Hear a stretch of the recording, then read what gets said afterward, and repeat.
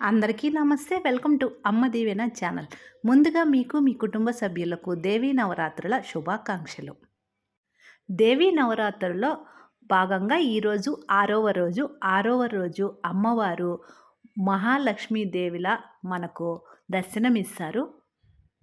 శ్రీవారి బ్రహ్మోత్సవాల వాహన సేవల్లో ఈరోజు ఉదయం మోహిని అవతారం, సాయంకాలం 6:30 నుంచి రాత్రి 11:30 వరకు గరుడ వాహనం.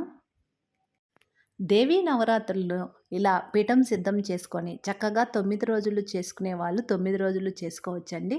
లేదంటే చివరి 3 రోజులేనండి ఇక అవకాశం అనేది. చివరి 3 రోజులైనా చేసుకోవచ్చు. లేదంటే ఒకే ఒక రోజు చేసుకోవచ్చండి. ఆ ఒక్కరోజు ఎలా చేసుకోవాలో ఆ ఒక్కరోజు చేసుకున్నందువలన ఈ 9 రోజులు మనము పూజ చేసినంత ఫలితం వస్తుందండి. ఆ ఒక్కరోజు ఏమిటో నిన్న వీడియో అప్లోడ్ చేశానండి అమ్మ దీవెన ఛానల్లో, చూడండి అవసరం అనుకుంటే. ముందుగా అయితే రోజులాగానే ముందు రోజు పువ్వులు తీసి దీపాలు తీసి చక్కగా క్లీన్ చేసి పసుపు కుంకుమలతో అలంకరించి చిత్రపటాన్ని విగ్రహాలని పువ్వులతో అలంకరించి ఆ తరువాత దీపారాధన చేశాను. అమ్మవారికి ఈరోజు ప్రత్యేకంగా కాసుల దండ ఉంటుంది కదండి, లక్ష్మీ కాసులతో ఆ దండ అలంకరించాను. పసుపు చామంతి ఎర్రని గులాబీలతో అలంకరించాను. కామాక్షి అమ్మవారి దీపాన్ని కూడా రోజు శుభ్రం చేసి ఆవు నేతిలో ఎర్రని ఒత్తులు వేసి చక్కగా ఏకహారతితో కానీ అగరవత్తులతో కానీ వెలిగించి ఆ తరువాత పువ్వులతో అలంకరించి విఘ్నేశ్వర స్వామికి ముందుగా పూజ చేసుకొని ఆ తరువాత నైవేద్యం చిన్న బెల్లం ముక్క సమర్పించి ఆ తరువాత అమ్మవారికి తాంబూలం సమర్పించి ఈరోజు మహాలక్ష్మీదేవి దర్శనం కదండి. మహాలక్ష్మీదేవి అష్టోత్తరం చదివితే చాలా మంచిది. చదివినంతసేపు కుంకుమతో అర్చన చేయాలి. ఈ ప్లేటు అలాగనే ఉంచి చక్కగా మనము అందులోనే చేసుకోవచ్చు. పూజ అనంతరం అమ్మవారికి ధూపం వేయాలి.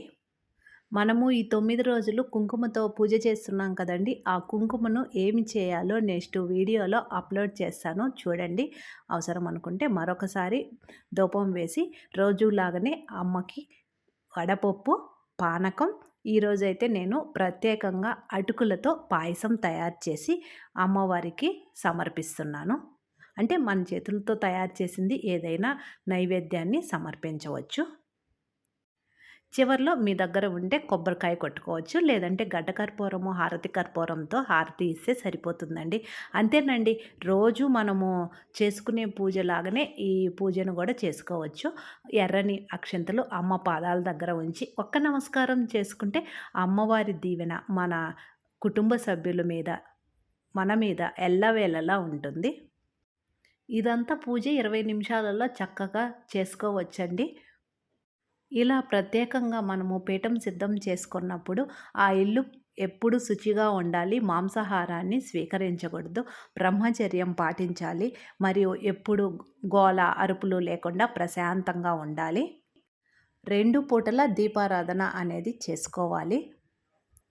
ఉదయం మనం తయారు చేసినటువంటి నైవేద్యాన్ని అమ్మవారికి సమర్పించిన సాయంకాలం పండ్లు, పాలు సమర్పిస్తే సరిపోతుందండి. అంతేనండి. 6వ రోజు మా ఇంట్లో నేను చేసుకున్నటువంటి సింపుల్ పూజా విధానం చూశారు కదండి. మీకు ఈ వీడియో ఏమాత్రం ఉపయోగపడుతుంది అనుకుంటే లైక్ చేసి షేర్ చేయండి. మన అమ్మ దీవెన ఛానల్ ఫస్ట్ టైం చూస్తుంటే మర్చిపోకుండా సబ్స్క్రైబ్ చేసుకోండి. నేను వేరొక వీడియోతో మీ ముందు ఉంటాను. Thank you.